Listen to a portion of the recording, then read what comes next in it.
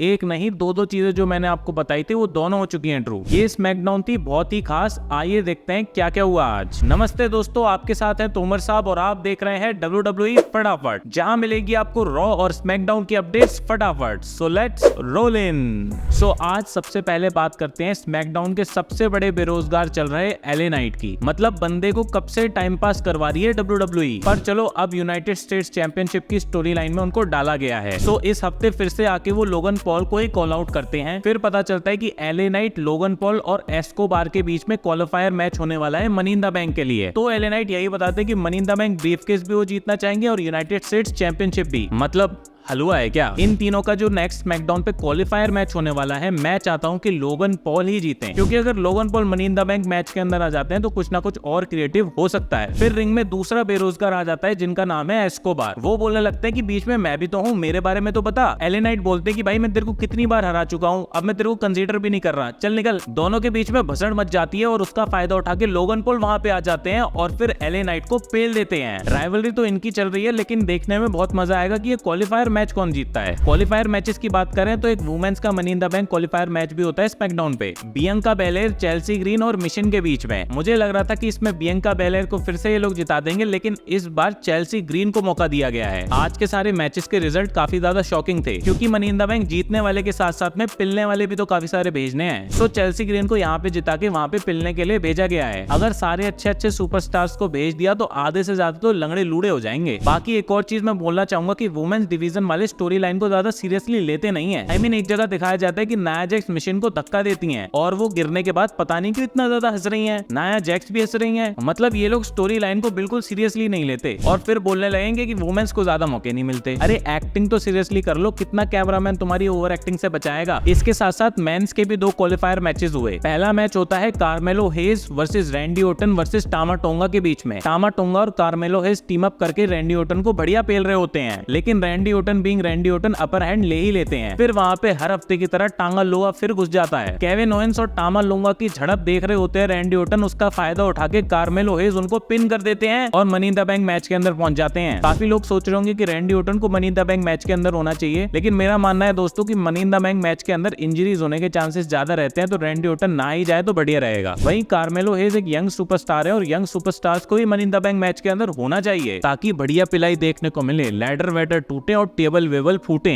दूसरा qualifier match होता है Kevin Owens versus Grayson Waller versus Andrade के बीच में। इस मैच के अंदर भी ब्लड लाइन फिर से इंटरफेयर कर देती है। भाई हर मैच में सेम बकचोदी दिखाना क्या जरूरी है। मैं चाहता था कि ग्रेसन वॉलर या केविन ओवेंस में से कोई भी इस मैच को जीत जाए तो सही रहेगा, लेकिन जिताया किसको? बेरोजगारों की टीम के कैप्टन को। आई मीन कार्मेलो हेज तो ठीक थे, लेकिन ये वाला विनर मेरे को बिल्कुल सही नहीं लगा। ओके, ये तो सारे बाकी के मैचेस थे, लेकिन जो मेन हाईलाइट है शो की उस पे आते हैं। सो सीएम पंक स्मैकडाउन पे आते हैं और शिकागो के क्राउड के ऊपर लुढ़क पड़ते हैं। सीएम पंक बोलते हैं कि लाइव टीवी पे होना प्रेशर है, रेसलिंग करना प्रेशर है, होम क्राउड के सामने बोलना प्रेशर है, होम क्राउड के सामने चैंपियनशिप जीतने का प्रॉमिस करना प्रेशर है। इन शॉर्ट वो ड्रू को टीज कर रहे होते हैं। फिर याद करवाते हैं 2011 का वो एपिक दिन जब वो अपने होम टाउन के अंदर जॉन सीना को हरा के अपनी चैंपियनशिप रिटेन करते हैं। फिर बताते हैं कि मुझे एडवाइस किया गया था कि अगर मैं इंटरफेयर करूंगा उस मैच के अंदर तो ग्लासगो का क्राउड मेरे को वहीं पे पटक के पेल सकता है, लेकिन वहां पे तो ऐसा कुछ नहीं हुआ। वेल ये तो मैं भी मानूंगा कि ग्लासगो का क्राउड बहुत ज्यादा चीयर भी कर रहा था सीएम पंक को। फिर बोलते हैं कि ड्रू चला गया है क्विट करके WWE और अब वो वापस नहीं आने वाला। फिर एंट्री होती है भाई साहब नॉस्टैल्जिया की, जब पॉल हेमन अरीना के अंदर एंटर करते हैं। आते ही बोलते हैं कि जितना गर्म बाहर का तापमान है उतना ही गर्म सीएम पंक ने यहाँ का तापमान कर रखा है। ये वही बंदा है जो मेरे बच्चों के बगल में बैठा था जब मेरे को हॉल ऑफ फेम में इंडक्ट किया गया था। भले ही रोमन रेंस मेरे ट्राइबल चीफ हों, लेकिन सीएम पंक मेरा बेस्ट फ्रेंड है। फिर पूरा क्राउड वी वांट रोमन के नारे लगाने लगता है। तभी सीएम पंक पे बोलते हैं कि पूरे WWE के अंदर सिर्फ एक ही बंदा है जो मेरे होम टाउन में आके मेरे ही फैंस से दूसरे रेसलर के नारे लगवा सकता है। फिर दोनों बंदे हक करते हैं, जिसको देख के चिल्स आ जाते हैं। मगर उसके बाद बताते हैं कि सोलो को बिल्कुल भी अच्छा नहीं लग रहा है कि सब लोग बोल रहे हैं शिकागो सीएम पंक का टाउन है और वो तुमको पेलने आ रहा है अगर तुम यहाँ से अभी नहीं गए, और मैं बिल्कुल भी नहीं चाहता कि वो तुमको कुछ करे। सीएम पंक बोलते हैं कि तुमको क्या लगता है कोई भी मेरे होम टाउन में आके मेरे को पेल देगा। फिर सोलो अरीना में आते हैं और बोलते हैं मेरे शो और मेरे टाउन के अंदर बकचोदी नहीं। फिर बोलते हैं सीएम पंक तेरे पास सिर्फ दो चॉइसेस हैं, या तो अभी ब्लड लाइन को रिस्पेक्ट दे या फिर तू खड़ा नहीं हो पाएगा, हम तेरे को इतना पेलेंगे। तभी सीएम पंक पॉल हेमन से पूछते हैं कि भाई पॉल हेमन तुम क्या चाहते हो, मैं तुम्हारे लिए क्या करूं।